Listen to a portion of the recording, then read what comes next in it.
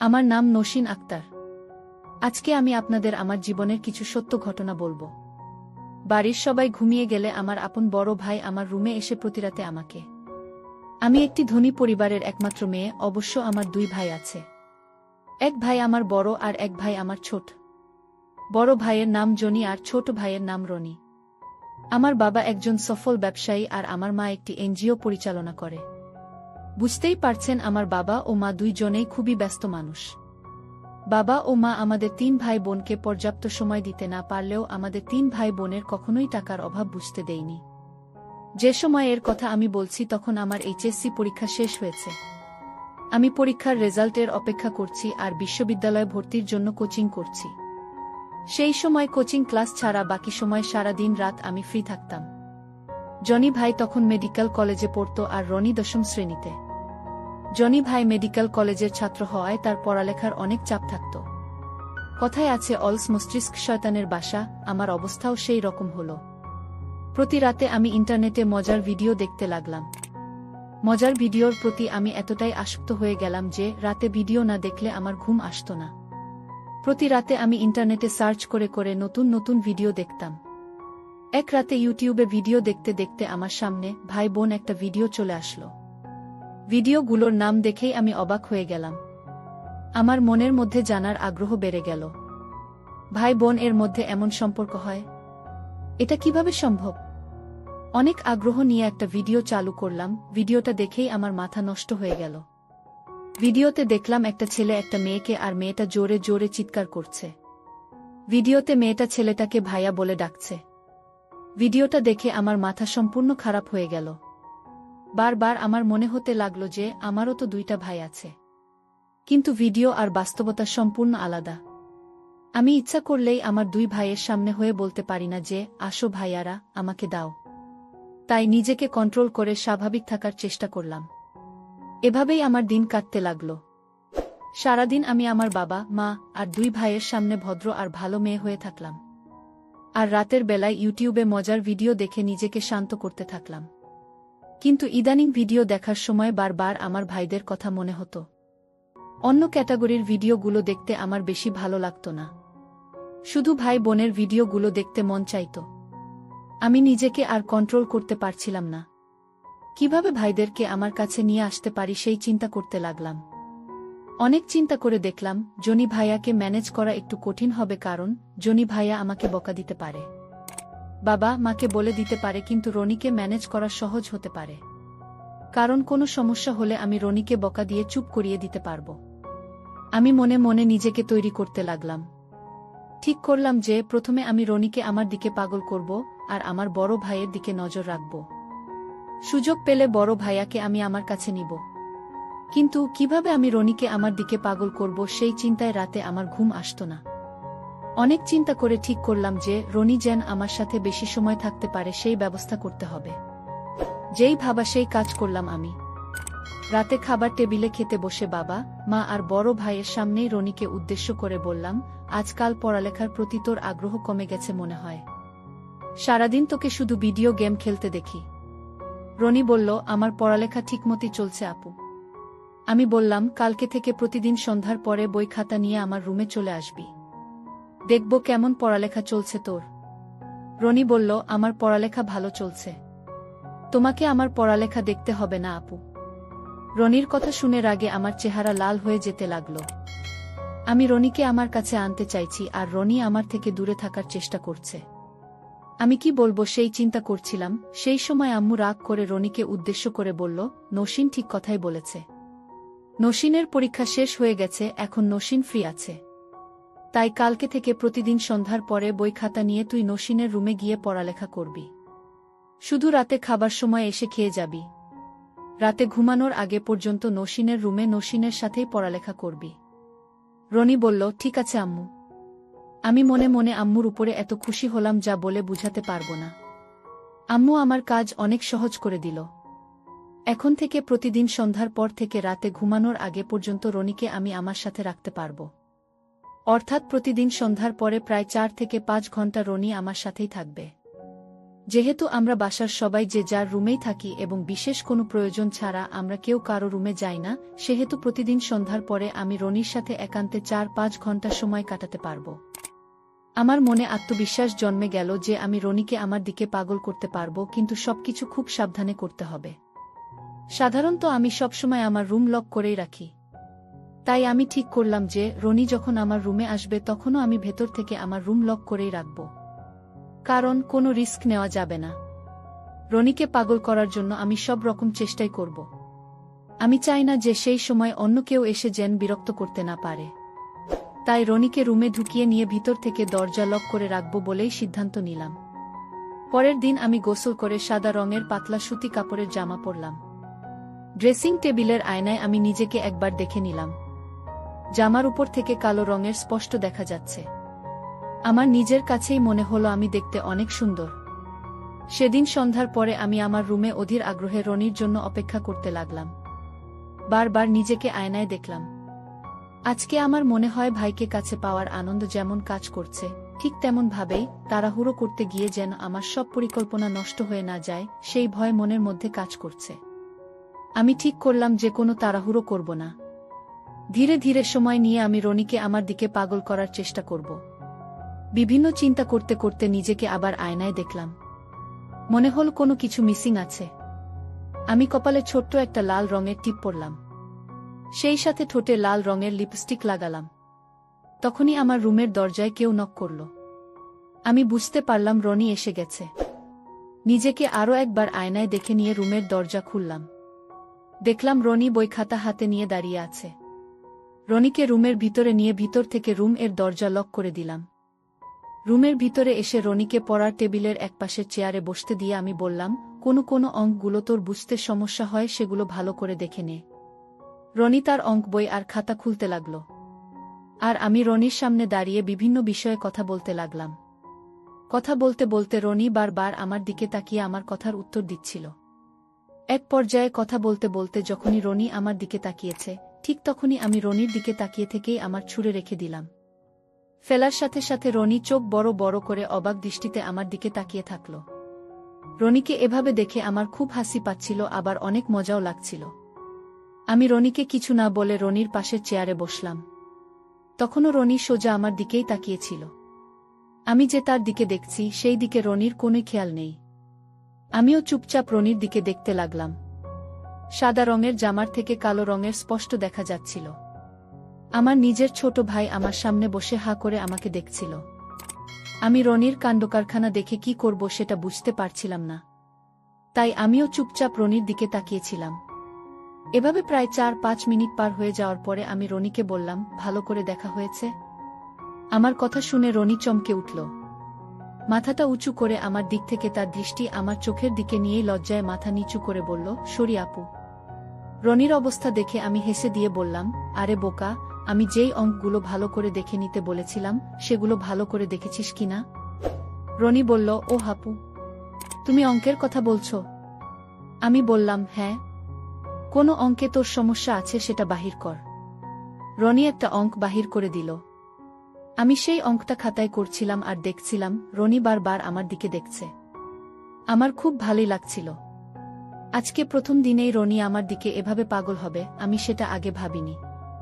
রনি একটার পর একটা অঙ্ক বাহির করে দিল আর আমি সেই অঙ্কগুলো করে দিতে লাগলাম।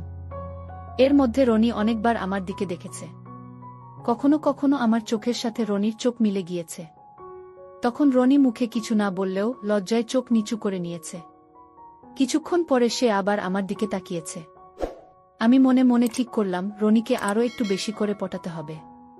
তাই আমি খাতায় অঙ্ক করতে করতে আমার বাম হাত দিয়ে আমার বাম পাশে চুলকাতে লাগলাম। আমি এমনভাবে অভিনয় করে চুলকাচ্ছিলাম যাতে দেখে মনে হয় আমার শরীরে চুলকাচ্ছে। তাই আমি স্বাভাবিকভাবেই চুলকাচ্ছি।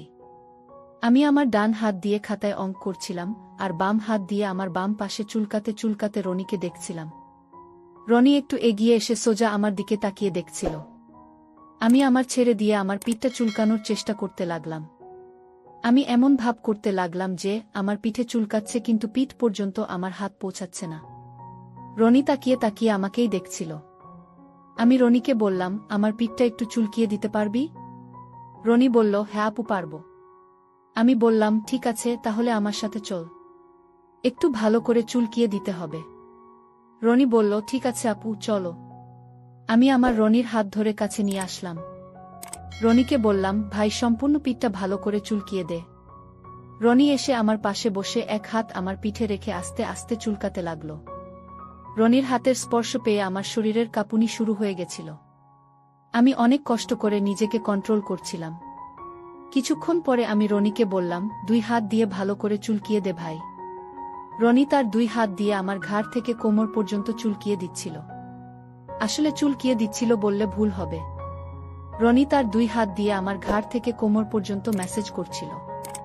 আমি নিজেকে আমার রনির হাতে সমর্পণ করে দিয়েছিলাম। আমি রনিকে কিছুই বলছিলাম না, শুধু রনির হাতের স্পর্শ উপভোগ করছিলাম। এভাবে কত সময় পার হয়ে গেছিল বলতে পারবো না। যখন রাতের খাবারের জন্য আম্মু ডাকল, তখন বুঝতে পারলাম অনেক রাত হয়ে গেছে। তাড়াতাড়ি উঠে নিজেকে ঠিক করে নিলাম। দেখলাম রনির মুখ পুরো লাল হয়ে গেছে। তাই রনিকে বাথরুমে গিয়ে হাত মুখ ধুয়ে নিতে বললাম, আর আমি নিজেও আমার হাত মুখ ধুয়ে নিয়ে 2 ভাই বোন রাতের খাবারের জন্য ডাইনিং রুমে গেলাম। বাসার সবাই একসাথে রাতের খাবার খেতে বসলাম। খেতে খেতে আম্মু একটা কাগজের লিস্ট জনি ভাইয়াকে দিয়ে বলল, কালকে বিকালে তুমি নৌসিনকে সাথে করে নিয়ে মার্কেটে গিয়ে এই জিনিসগুলো কিনে আনবে। জনি ভাইয়া বলল, ঠিক আছে আম্মু। আমি মনে মনে ভাবলাম, ভালোই হলো। কালকে জনি ভাইয়ার সাথে কিছু সময় কাটানো যাবে। কালকে আমি আমার জনি ভাইয়াকে আমার দিকে পাগল করার সুযোগ পাব। আমি এইসব ভাবতে ভাবতে খাবার খাচ্ছিলাম। ঠিক তখনই জনি ভাইয়া আমাকে বলল, নৌসিন, কালকে বিকাল 4টায় রেডি থাকিস। আমি বললাম, ঠিক আছে ভাইয়া, আমি রেডি থাকব।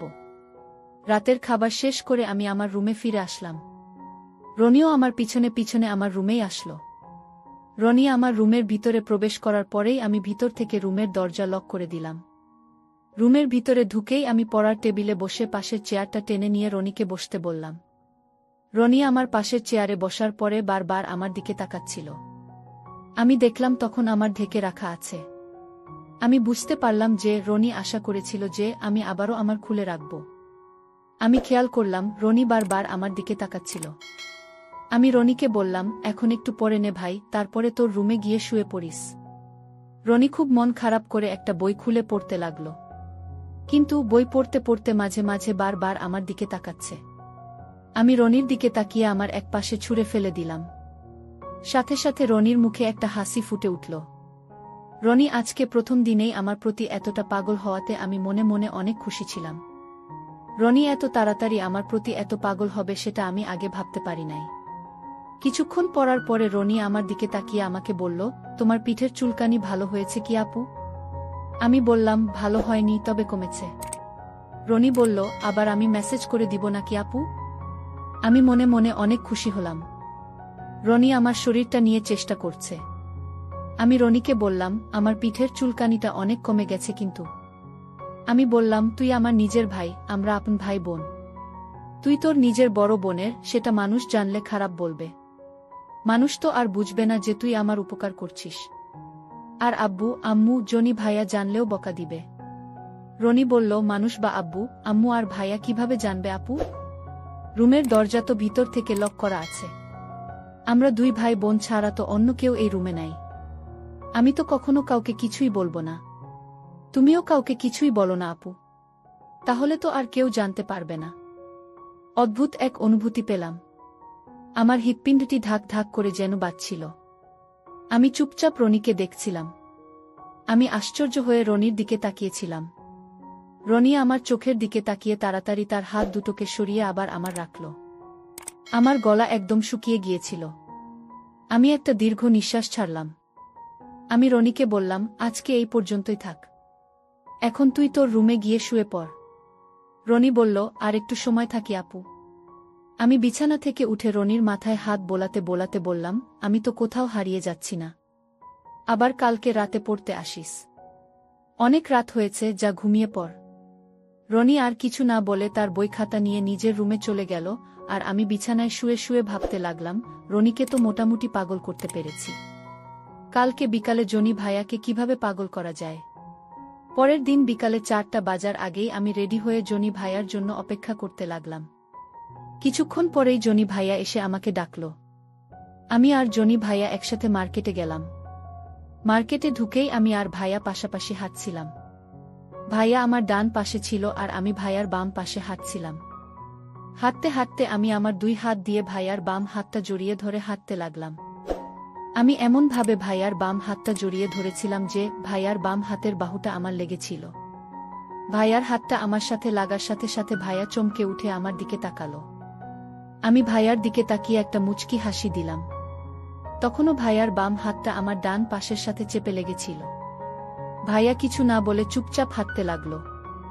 আমি আর ভাইয়া মার্কেটের বিভিন্ন দোকান ঘুরে ঘুরে আম্মুর দেওয়া লিস্ট অনুযায়ী জিনিসপত্রগুলো কেনাকাটা করছিলাম। কিন্তু আমি জনি ভাইয়ার হাত ছাড়ছিলাম না। ভাইয়ার হাত আমি আমার সাথে চেপে ধরে রেখেছিলাম।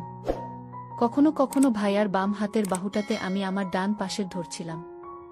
আবার কখনো কখনো আমি আমার ডান পাশের ভাইয়ার বাম হাতের বাহুর সাথে লাগছিল। আমি সম্পূর্ণভাবে সুযোগের সদ্ব্যবহার করছিলাম। জনি ভাইয়াকে কাছে পেয়ে আমি তো এনজয় করছিলাম ঠিকই, ভাইয়াও আমাকে কিছু বলছিল না। তাই আমার সাহস আরও একটু বেড়ে গেল। তাই আমি মনে মনে ভাইয়াকে আরও একটু বেশি পাগল করার সিদ্ধান্ত নিলাম। আমি হঠাৎ করেই বললাম, আরে ভাইয়া, আমি তো আমার পার্সটা আনতে ভুলে গেছি। জনি ভাইয়া বলল, পার্স দিয়ে কি করবি? আমি বললাম, আমি একটা জিনিস কিনতে চেয়েছিলাম কিন্তু আমার টাকা তো পার্সে আছে ভাইয়া, টাকা আনতেই ভুলে গেছি। জনি ভাইয়া বলল, সমস্যা নাই, আমার কাছে টাকা আছে, তোর যা প্রয়োজন কিনে নে। আমি বললাম, ওয়াও ভাইয়া, তুমি আমাকে গিফট কিনে দিতে চাচ্ছ নাকি? জনি ভাইয়া বলল, আমি কি আমার একমাত্র বোনকে গিফট কিনে দিতে পারি না? আমি বললাম, অবশ্যই তুমি আমাকে গিফট কিনে দিতে পার ভাইয়া, কিন্তু এখন আমি যেটা কিনতে চেয়েছিলাম সেটা তোমার কাছ থেকে গিফট হিসাবে নিতে আমার একটু লজ্জা করবে। জনি ভাইয়া বলল, কি এমন জিনিস তুই কিনতে চেয়েছিলি যে নিজের ভাইয়ের কাছ থেকে নিতে তোর লজ্জা লাগবে? আমি বললাম, আসলে ভাইয়া, আমি এক সেট কিনতে চেয়েছিলাম। জনি ভাইয়া বলল, ওহ, তাহলে আমি তোকে টাকা দিচ্ছি, তুই দোকানে গিয়ে কিনে নিয়ে আয়। আমি বললাম, তাহলে তো সেটা গিফট হবে না ভাইয়া। যদি গিফট দিতে চাও তাহলে তুমি নিজে পছন্দ করে কিনে দাও। জনি ভাইয়া বলল, কি বলছিস তুই? আমি কিভাবে পছন্দ করে দিব? ওসব সম্পর্কে আমার কোনো ধারণাই নাই। আমি বললাম, তোমার ধারণা থাকা লাগবে না ভাইয়া, দোকানে যেটা তোমার পছন্দ হবে সেটাই কিনে দাও। জনি ভাইয়া বলল, আমি পারবো না, তুই নিজে কিনে নিয়ে আয়। আমি আর জনি ভাইয়া কথা বলতে বলতে মার্কেটে হাঁটছিলাম। তখনও ভাইয়ার বাম হাতটা আমি আমার সাথে জড়িয়ে ধরেছিলাম। আমি ভাইয়ার হাতটা ধরে আমার ডান পাশের সাথে কয়েকটা দিয়ে বললাম, প্লিজ ভাইয়া, এই প্রথম তুমি তোমার একমাত্র বোনকে এক সেট গিফট করছো, সেটা তুমি নিজে পছন্দ করে কিনে না দিলে কিভাবে হবে? জনি ভাইয়া বলল, কি রঙের নিবি বল? আমি খুশি হয়ে বললাম, কালো রঙের কিনো ভাইয়া। জনি ভাইয়া বলল, কিন্তু এগুলো তো বিভিন্ন সাইজ হয়, কোন সাইজের কিনবো? আমি হো হো করে হাসতে হাসতে বললাম, এতদিনেও তুমি তোমার একমাত্র বোনের সম্পর্কে জানো না ভাইয়া? জনি ভাইয়া বলল, আমি কিভাবে জানব? আমি বললাম, তার মানে তুমি কখনই ভালোভাবে আমার দিকে তাকিয়ে দেখনি, তাই না ভাইয়া?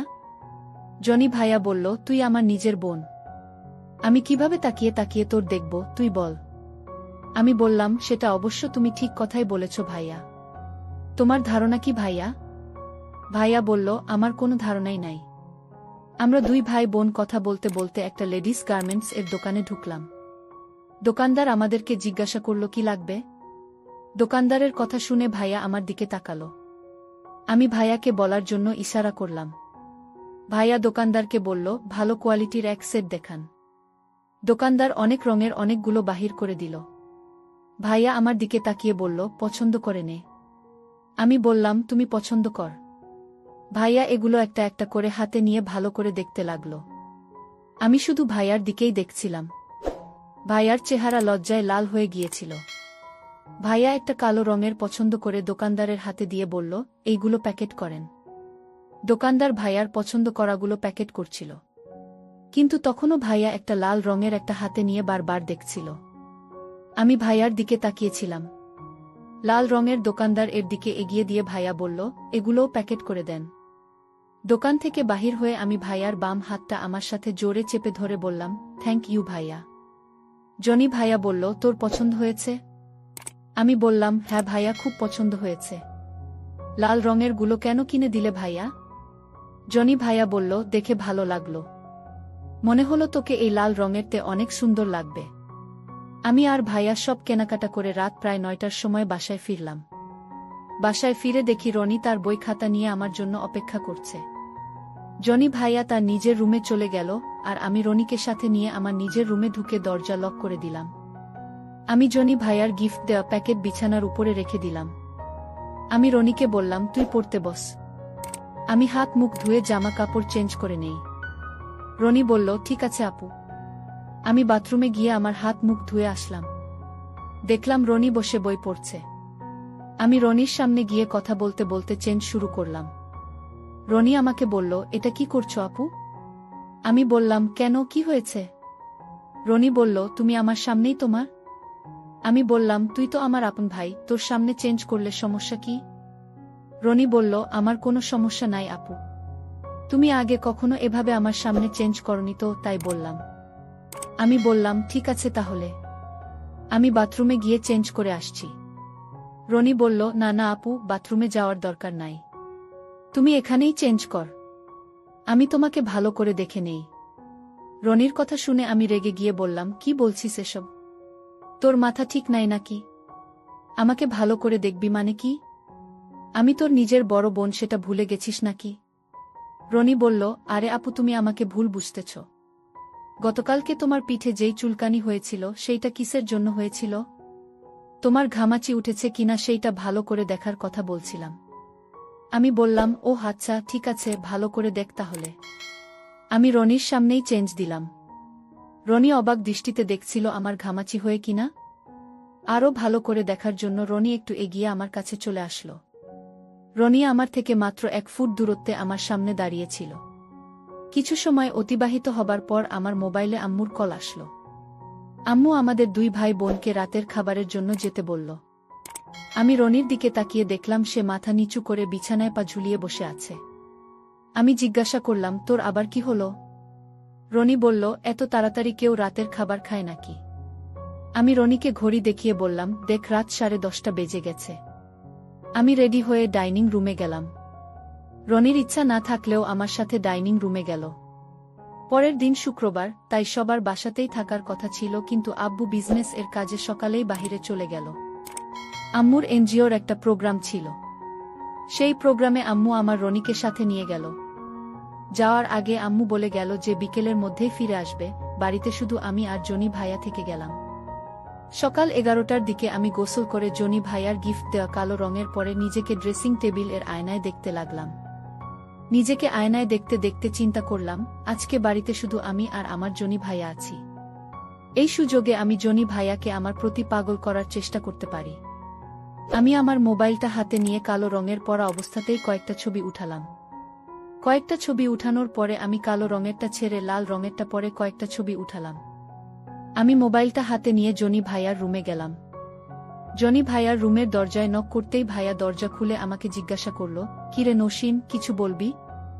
আমি বললাম, হ্যাঁ ভাইয়া। ভাইয়া বলল, রুমের ভিতরে আয়। আমি ভাইয়ার রুমের গিয়ে ভাইয়ার বিছানায় পা ঝুলিয়ে বসলাম। আমি বললাম, তুমি কি করছিলে ভাইয়া? ভাইয়া বলল, তেমন কিছু না, বই পড়ছিলাম। আমি বললাম, আমি এসে কি তোমাকে বিরক্ত করলাম ভাইয়া? ভাইয়া বলল, আরে না না, কোনো সমস্যা নাই। কি লাগবে তোর বল? আমি বললাম, আমার কিছু লাগবে না ভাইয়া, তোমাকে একটা জিনিস দেখাতে আসলাম। ভাইয়া বলল, কি জিনিস? আমি আমার মোবাইলে আমার একটা ছবি বাহির করে মোবাইলটা জনি ভাইয়ার হাতে দিয়ে বললাম, দেখো ভাইয়া। জনি ভাইয়া আমার মোবাইলটা হাতে নিয়ে আমার ছবিটা দেখেই চমকে উঠে বলল, এমন ছবি কেন তুলেছিস? আমি বললাম, তোমাকে দেখানোর জন্য তুলেছি ভাইয়া। ভাইয়া বলল, আমি তোর আপন বড় ভাই, তুই আমাকে এমন ছবি কেন দেখাবি? আমি বললাম, তুমিই তো আমাকে এগুলো গিফট করেছ, তাই অন্য আর কেউ না দেখলেও তোমার তো দেখার অধিকার আছে ভাইয়া। ভাইয়া মোবাইলে আমার ছবিটা আবার দেখতে দেখতে বলল, তুই যখন বলছিস তখন একটু ভালো করেই দেখি। আমি ভাইয়ার দিকে দেখছিলাম আর ভাইয়া মোবাইলে আমার ছবিটা জুম করে ভালো করে দেখছিল। কিছুক্ষণ পরে ভাইয়া বলল, লাল রঙেরটা পরে কোনো ছবি তুলিসনি? আমি বললাম, আরও অনেক ছবি তুলেছি ভাইয়া, তুমি একটা একটা করে পার করে দিয়ে দেখো। ভাইয়া আমার প্রত্যেকটা ছবি জুম করে ভালোভাবে দেখতে লাগল। আমি যে ভাইয়ার দিকে তাকিয়ে দেখছি সেদিকে ভাইয়ার কোনো খেয়াল নাই। ভাইয়ার পুরো মনোযোগ মোবাইলে আমার ছবিতে। প্রত্যেকটা ছবি ভাইয়া অনেক সময় নিয়ে দেখছিল। সবগুলো ছবি দেখা হয়ে যাবার পরে আবার প্রথম থেকে দেখা শুরু করছিল। ভাইয়ার আগ্রহ দেখে আমি মনে মনে অনেক অনেক খুশি হলাম। সময়ের দিকে ভাইয়ার কোনো খেয়াল ছিল না। আমি ঘড়ির দিকে তাকিয়ে দেখলাম দুপুর 2টা বেজে গেছে। ভাইয়ার দিকে তাকিয়ে দেখলাম ভাইয়া মোবাইলে আমার ছবি জুম করে বড় করে দেখছে। আমি ভাইয়াকে বললাম, খাবে নাকি ভাইয়া? ভাইয়া মোবাইল থেকে তার চোখ তুলে আমার চোখের দিকে তাকিয়ে বলল, তুই সত্যিই আমাকে খেতে দিবি? ভাইয়ার কথা শুনে আমি আমার হাসি আটকিয়ে রাখতে পারলাম না। আমি হো হো করে হাসতে হাসতে বললাম, ঘড়ির দিকে তাকিয়ে দেখো ভাইয়া, দুপুর 2টা বেজে গেছে। তোমার খিদে লাগেনি? দুপুরের খাবার খাবে না? ভাইয়া মাথা নিচু করে বলল, ও আচ্ছা, তুই যা, আমি আসছি। আমরা 2 ভাই বোন একসাথে দুপুরের খাবার খেয়ে যার যার রুমে চলে গেলাম। আমি আমার রুমে এসে বিছানায় শুয়ে ইউটিউবে মজার ভিডিও দেখছিলাম। তখন আমার রুমের দরজায় কেউ নক করল। আমি দরজা খুলে দেখি জনি ভাইয়া দাঁড়িয়ে আছে। আমি বললাম, ভাইয়া তুমি? ভাইয়া বলল, ব্যস্ত ছিলি নাকি? আমি বললাম, না ভাইয়া, এমনি শুয়েছিলাম। আসো, রুমের ভিতরে আসো। রুমের ভিতরে এসে ভাইয়া বলল, আসলে আমি তোকে বলতে এসেছি যে মনে করে তুই তোর মোবাইলের ছবিগুলো ডিলিট করে দিস। ভুল করেও অন্য কারো কাছে ছবিগুলো চলে গেলে সমস্যা হবে। আমি আমার মোবাইলটা ভাইয়ার দিকে এগিয়ে দিয়ে বললাম, তুমিই ডিলিট করে দাও ভাইয়া। ভাইয়া আমার হাত থেকে মোবাইলটা নিয়ে সবগুলো ছবি ডিলিট করে দিয়ে বলল, এই নে তোর মোবাইল, এখন আমি যাই। আমি বললাম, তোমার কি এখন কোনো জরুরি কাজ আছে নাকি ভাইয়া? ভাইয়া বলল, না, কোনো কাজ নাই। কেন জিজ্ঞাসা করছিস? আমি বললাম, কোনো কাজ না থাকলে এখানেই থাকো ভাইয়া, 2 ভাই বোন একসাথে গল্প করি। ভাই বলল, ঠিক আছে। ভাইয়া উঠে এসে আমার ডান পাশে রইল। আমি আর ভাইয়া উভয় দিকে মুখ করেছিলাম। আমি বললাম, কোন রঙের পরে আমাকে বেশি ভালো মানিয়েছে ভাইয়া? লাল রঙের নাকি কালো রঙের? জনি ভাই বলল, দুটোতেই তোকে খুব ভালো মানিয়েছে। আমি বললাম, এখন আমি কোনটা পরে আছি বলতো ভাইয়া? ভাইয়া বলল, আমি কিভাবে বলবো? আমি তো দেখিনি। আমি বললাম, তোমার ধারণা কি? আমি কোন রঙেরটা পরে আছি এখন? ভাইয়া বলল, আমার মনে হয় কালো রঙেরটা পরে আছিস এখন। আমি হাসতে হাসতে বললাম, ভুল ভুল, তোমার ধারণা ভুল। আমি হাসতে হাসতে এগিয়ে দিয়ে বললাম, দেখো ভাইয়া, আমি লাল রঙেরটা পরে আছি এখন। জনি ভাইয়াও আমার দিকে তাকিয়ে বলল, ওয়াও, লাল রঙেরটাতে তোকে খুব সুন্দর লাগছে। আমি বললাম, তোমার গিফট দেওয়া তো সুন্দর তো লাগবেই। ভাইয়া বলল, শুধু কি লাল রঙেরটা পরেছিস? ভাইয়া বলল, যদি কিছু মনে না করিস তাহলে একটা কথা বলবো। আমি বললাম, তোমার যা মনে হয় বলো ভাইয়া, কোনো সমস্যা নাই। ভাইয়া বলল, যদি তোর কোনো আপত্তি না থাকে তাহলে তুই ওই দিকটা আমাকে একবার দেখাবি। ভাইয়ার কথা শুনে আমি বললাম, নাও ভাইয়া দেখো। ভাইয়া এগিয়ে এসে সোজা আমার। ঠিক তখনই বাড়ির মেইন দরজার কলিং বেল বেজে উঠল। আমি ধরফর করে উঠে বসে ভাইয়াকে বললাম, মনে হয় আম্মুরা চলে এসেছে। ভাইয়া বলল, ভয় করিস না, তুই তোর রুমের দরজা ভিতর থেকে লক করে দিয়ে ফ্রেশ হয়ে আয়। আমি গিয়ে মেইন গেট খুলে দেখছি কে আসলো। প্রতিদিনের মতো সেদিনও সন্ধ্যার পরে রনি আমার রুমে পড়তে আসলো। আমিও প্রতিদিনের মতো আমার রেখে দিয়েছিলাম। আমার গলাটা একটু বড় ছিল, তাই যখন টেবিলের উপরে ঝুঁকে রনিকে পড়া বুঝিয়ে দিচ্ছিলাম তখন আমার গলার উপর দিয়ে আমার অনেকটাই যাচ্ছিল। রনি বারবার আমার দিকে তাকাচ্ছিল। রনির তাকানো দেখে আমিও খুব মজা পাচ্ছিলাম। কিছুক্ষণ পরে আমার রুমের দরজায় কেউ নক করল। দরজায় কে নক করল সেটা দেখার জন্য যখন আমি চেয়ার থেকে উঠেছি তখন রনি বলল, একটু দাঁড়াও আপু। রনির কথা শুনে আমি পিছনে ঘুরে দেখি রনি দৌড়ে গিয়ে নিয়ে এসে আমার হাতে দিয়ে বলল, তোমার ঢেকে নাও আপু। আমি রনির দিকে তাকিয়ে একটা মুচকি হাসি দিয়ে ওড়নাটা নিয়ে আমার দিয়ে বললাম, এবার ঠিক আছে? রনি বলল, হ্যাঁ আপু, ঠিক আছে। আমি রুমের দরজা খুলে দেখি ভাইয়া দাঁড়িয়ে আছে। ভাইয়াকে দেখে আমি বললাম, আরে ভাইয়া তুমি আসো, ভিতরে আসো। রুমের ভিতরে এসে রনিকে পড়তে দেখে জনি ভাইয়া বলল, ওহ, তোরা পড়ালেখা করছিস? রনি বলল, হ্যাঁ ভাইয়া। জনি ভাইয়া বলল, তাহলে তো আমি এসে তোদেরকে বিরক্ত করলাম। আমি বললাম, না ভাইয়া, কোনো সমস্যা নাই, তুমি বসো। জনি ভাইয়া আসার কারণে রনি একদম ভদ্র ছেলের মতো চুপচাপ পড়তে লাগল। রনি আমার ডান পাশে আর জনি ভাইয়া আমার বাম পাশে বসেছিল। আমি বিভিন্ন কথা বলতে বলতে আমার বাম হাতটা জনি ভাইয়ার রেখে দিলাম।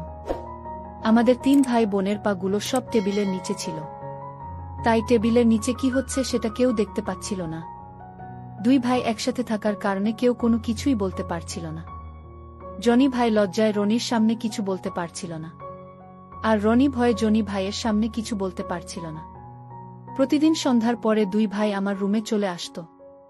আমি বুঝতে পারতাম যে তারা আমার কাছে আসতে চাচ্ছে, কিন্তু কেউ কিছু বলতে পারছে না। এভাবে 4-5 দিন পার হয়ে যাওয়ার পরে আমি চিন্তায় পড়ে গেলাম। আমি বুঝতে পারলাম যে 2 ভাইকে একসাথে আমার কাছে রাখা যাবে না। 2 ভাই একসাথে থাকলে কেউ আমার সাহস পাবে না। তাই আমি মনে মনে ঠিক করলাম, প্রথমে 2 ভাইকে আলাদা আলাদাভাবে আমার কাছে আসার সুযোগ দিতে হবে। তারপরে সময় সুযোগ বুঝে 2 ভাইকে একসাথে নিয়ে যাবে। কিভাবে কি করব সেটা আমি মনে মনে পরিকল্পনা করে নিলাম। পরিকল্পনা অনুযায়ী একদিন আমি জনি ভাইয়াকে বললাম, তুমি আমাকে আর কোনো গিফট দাও না কেন ভাইয়া? তুমি কি আমার উপরে রাগ করেছ? জনি ভাইয়া বলল, আরে না না, রাগ করিনি, রাগ করব কেন? আমি বললাম, কতদিন আগে 2 সেট গিফট করেছ, তারপরে আর কিছু গিফট করনি কেন? রাগ না করলে তো গিফট করতে। জনি ভাইয়া বলল, আসলে সেদিনের পরে তো তুই আমার সাথে আর মার্কেটে যাসনি, তাই কিছু গিফট করতে পারিনি। চল মার্কেটে যাই, কি নিবি কিনে দিচ্ছি। আমি বললাম, আমি যাব না ভাইয়া, তুমি তো আমার মাপ জানো, তুমি তোমার পছন্দ মতো কিনে নিয়ে আসো। সেদিন সন্ধ্যার পরে আমি আমার রুমে বসে রনিকে পড়াচ্ছিলাম। কিছুক্ষণ পরে জনি ভাইয়া ছোট একটা প্যাকেট হাতে নিয়ে আমার রুমে আসলো। জনি ভাইয়া প্যাকেটটা আমার হাতে দিয়ে চেয়ারে বসল। প্রতিদিনের মতো 2 ভাই আমার 2 পাশে বসেছিল, আর আমি 2 ভাই এর মাঝে। প্যাকেটটা হাতে নিয়ে আমি খুলতে যাব, তখনই জনি ভাইয়া বলল, প্যাকেট পরে খুলে দেখিস, এখন রেখে দে। আমি বুঝতে পারলাম রনির সামনে জনি ভাই লজ্জা পাচ্ছে, কিন্তু 2 ভাইয়ের মাঝে সংকোচ দূর করার এই সুযোগ আমি হাতছাড়া করতে চাই না। আমি জনি ভাইয়াকে বললাম, কোনো সমস্যা নাই ভাইয়া, তোমরা 2 জনই তো আমার নিজের ভাই। কথা বলতে বলতে আমি প্যাকেটটা খুলে দিলাম। প্যাকেটের ভিতর থেকে 1 সেট গোলাপি রঙের বেরিয়ে আসলো। দেখেই রনি আশ্চর্য হয়ে জনি ভাইয়াকে বলল, তুমি আপুর জন্য কিনে এনেছো ভাইয়া? রনির কথা শুনে জনি ভাইয়া লজ্জায় মাথা নিচু করে বসে থাকল। আমি পরিস্থিতি স্বাভাবিক করার জন্য বললাম, আমি জনি ভাইয়াকে আমার জন্য কিনে আনতে বলেছিলাম। আমি আমার 2 ভাইয়ের সামনে টেবিলের উপরে বিছিয়ে দিয়ে রনির দিকে তাকিয়ে বললাম, কেমন হয়েছে? রনি বলল, খুব সুন্দর আপু। সেখানে বসে খুব অস্বস্তি অনুভব করছিল। আমি বুঝতে পারছিলাম জনি ভাইয়া রনির সামনে ফ্রি হতে পারছিল না। জনি ভাইয়া চেয়ার থেকে উঠে বলল, তোরা পড়ালেখা কর, আমি যাই। জনি ভাইয়া আমার রুমের দরজার বাহিরে যেতেই আমি পিছন থেকে জনি ভাইয়ার হাত টেনে ধরলাম। রনি যেন রুমের ভিতর থেকে দেখতে না পায়, সেই জন্য 1 হাত দিয়ে আমি আমার রুমের দরজা টেনে বন্ধ করে দিলাম। আমি জনি ভাইয়াকে বললাম, তুমি চলে যাচ্ছ কেন ভাইয়া? তোমার গিফট দেওয়া নতুন পরে কেমন লাগবে আমাকে, তুমি দেখবে না? জনি ভাইয়া বলল, রনির সামনে তোকে শুধু আমি দেখতে পারবো না। আমি বললাম, কেন ভাইয়া? তুমি আমার জনি ভাই আর ওই আমার রনি, তোমরা 2 জনই তো আমার কাছে সমান। জনি ভাইয়া বলল, তুই কি রনিকেও পরে দেখাবি নাকি? আমি বললাম, এখনো আমি সেভাবে কিছু ভেবে দেখিনি ভাইয়া, তবে আমি যেহেতু আমার জনি ভাইকে পরে দেখাতে পেরেছি, সেহেতু রনি যদি দেখতে চায় তাহলে আমার দেখাতে কোনো সমস্যা নাই। জনি ভাইয়া বলল, তাই বলে তুই নিজের রনিকে শুধু পরে দেখাবি? আমি বললাম, রনি যদি দেখতে চায় তাহলে দেখাবো ভাইয়া। জনি ভাইয়া বলল, নিজের ভাইয়ের সামনে পরে দাঁড়াতে তোর লজ্জা করবে না? আমি বললাম, তুমি তো আমার নিজের ভাই, তুমি যদি আমাকে পরে দেখতে পারো তাহলে রনি দেখতে সমস্যা কোথায় ভাইয়া? জনি ভাইয়া বলল, তুই ঠিক বলেছিস, তোকে দেখা আমার উচিত হয়নি। আমি বললাম, তোমরা 2 জনই আমার আপন ভাই, তোমরা তোমাদের একমাত্র বোনকে তোমাদের ইচ্ছামতো দেখতে পারো ভাইয়া। আমাদের 3 ভাই বোনের মধ্যে উচিত আর অনুচিত বলে কিছু নাই। জনি ভাইয়া বলল, তাই বলে তো রনির সামনে আমি তোকে ওভাবে দেখতে পারবো না, আমার সংকোচ করবে। আমি বললাম, ঠিক আছে ভাইয়া। রাতে 11টার পরে রনি তার নিজের রুমে চলে যাওয়ার পরে আমি তোমার মোবাইলে মিস কল দিব, তখন তুমি আমার রুমে চলে আসিও। জনি ভাইয়া বলল, ঠিক আছে, আমি তোর মিস কলের অপেক্ষা করব। জনি ভাইয়াকে বিদায় দিয়ে আমি আমার রুমের ভিতরে এসে দেখি রনি পড়ার টেবিলে বসে জনি ভাইয়ার গিফট দেওয়া নতুন গোলাপি রঙের হাতে নিয়ে মনোযোগ দিয়ে সেগুলো দেখছে। আমি রনিকে বললাম, এগুলো হাতে নিয়ে কি করছিস তুই? রনি এগুলো হাতে রেখেই বলল, এগুলো পরলে তোমাকে খুব সুন্দর লাগবে আপু। আমি বললাম, তাই নাকি? রনি বলল, আপু তুমি এগুলো পরে আসো দেখি তোমাকে কেমন লাগে। আমি বললাম, এইগুলো জনি ভাইয়া গিফট দিয়েছে। তাই এইগুলো পরে কেমন লাগবে সেটা শুধু জনি ভাইয়া দেখবে। রনি আশ্চর্য হয়ে বলল, তুমি পরে জনি ভাইয়াকে দেখাবে আপু? তোমার লজ্জা লাগবে না? আমি বললাম, তুই রনি হয়ে যদি আমাকে দেখতে পারিস তাহলে জনি ভাইয়া দেখলে সমস্যা কোথায়? রনি বলল, জনি ভাইয়া দেখলে আমার কোনো সমস্যা নাই আপু। আমি শুধু চাই তুমি আমাকে দেখাও। আমি বললাম, ঠিক আছে। আগামীকাল এই নতুনটা পরব, কালকে দেখিস। রনি খুশি হয়ে বলল, ঠিক আছে আপু, কালকে দেখব। কিছুক্ষণ পরে সবাই রাতের খাবার খেয়ে যার যার রুমে চলে গেলাম। ঘড়িতে দেখলাম প্রায় 11টা বাজে। আমি হাত মুখ ধুয়ে ফ্রেশ হয়ে জনি ভাইয়ার দেওয়া গোলাপি রঙের নতুনটা পরলাম। নিজেকে ড্রেসিং টেবিলের আয়নায় দেখে নিলাম। আমি গাঢ় গোলাপি রঙের লিপস্টিক লাগালাম। গোলাপি রঙের সাথে গাঢ় গোলাপি রঙের লিপস্টিকে আমাকে একদম সুন্দরী মেয়ের মতো লাগছে। যে কোনো ছেলেই এই অবস্থায় আমাকে দেখলে আমার প্রেমে হাবুডুবু খাবে। পরিকল্পনা অনুযায়ী মোবাইলটা হাতে নিয়ে জনি ভাইয়াকে একটা মিস কল দিলাম। আমি ড্রেসিং টেবিলের আয়নায় নিজেকে দেখতে দেখতে জনি ভাইয়ার কথা ভাবছিলাম। তখনই আমার রুমের দরজায় কেউ নক করল। আমি বুঝতে পারলাম জনি ভাইয়া এসেছে। তাই আমি পড়া অবস্থাতেই গিয়ে দরজা খুললাম। দেখলাম জনি ভাইয়া দাঁড়িয়ে আছে। আমাকে দেখে জনি ভাইয়া হা করে আমাকেই দেখতে লাগল। আমি জনি ভাইয়ার হাত ধরে টেনে আমার রুমের ভিতরে নিয়ে এসে রুম এর দরজা ভিতর থেকে লক করে দিলাম। রুমের ভিতরে ঢুকে আমাকে দেখে জনি ভাইয়া হা করে আমাকে দেখতে লাগল। আমরা দুই ভাই বোন কতক্ষণ ব্যাপী ছিলাম নিজেরাই জানি না। আসলে ইচ্ছা থাকলে উপায় হয়, আমার ইচ্ছা ছিল তাই উপায়ও হয়েছে।